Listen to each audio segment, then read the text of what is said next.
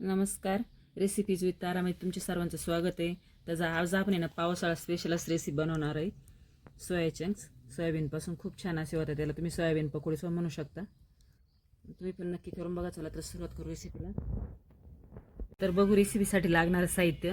इथे मी 1 वाटीने सोयाबीन वडी घेतलेली. अशी मोठीच घ्यायची आपल्याला. ते छोट्या पण भेटते पण मोठी घ्यायची.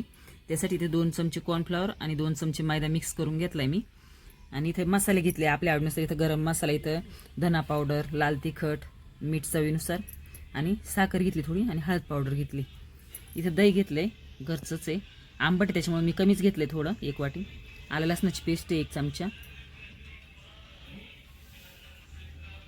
इथे एकदम गरम असं कडक पाणी तर करून घेतले. त्यामध्ये थोडं मीठ टाकू. त्यामध्ये आपण जी सोयाबीन वडी घेतली ना ती 10 मिनटं चांगली भिजून देऊ या पाण्यामध्ये. मग ती चांगली शिजल्या जाईल आतमध्ये.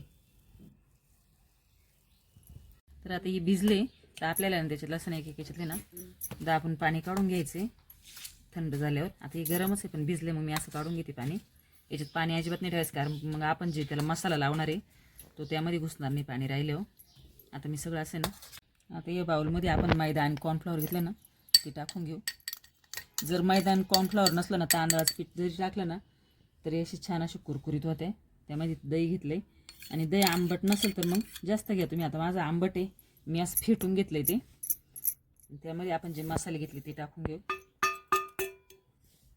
आणि आलं लसणाची पेस्ट आणि हे चांगले ना पूर्ण एकजीव करायचे असं मिक्स करून. तर अशी पेस्ट तयार करून घेतली मी.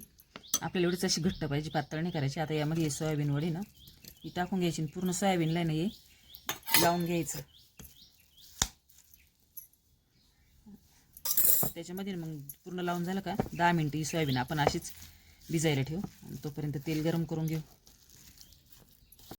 तर इकडे तेल गरम झालंय आणि आपली सोयाबीन वडी पण 10 मिनटं चांगली याच्यामध्ये मिश्रणामध्ये भिजली. आता आपण एक एक करून ना एक एक करून तळायची आपल्याला आणि तेल चांगलं गरम होऊन द्यायचे असं. आणि तुम्ही माझ्या चॅनलला अजून सबस्क्राईब नसेल केलं तर नक्की सबस्क्राईब करा. अशाच नवनवीन रेसिपी बघण्यात यासाठी तुम्हाला.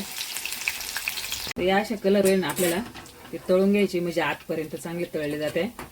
आणि ते काढून घेऊ आपण. आणि असं पाऊस बिऊस चालू असला ना तसे खायला वेगळी काहीतरी रेसिपी बरी वाटते भजे बिजे खाण्यापेक्षा.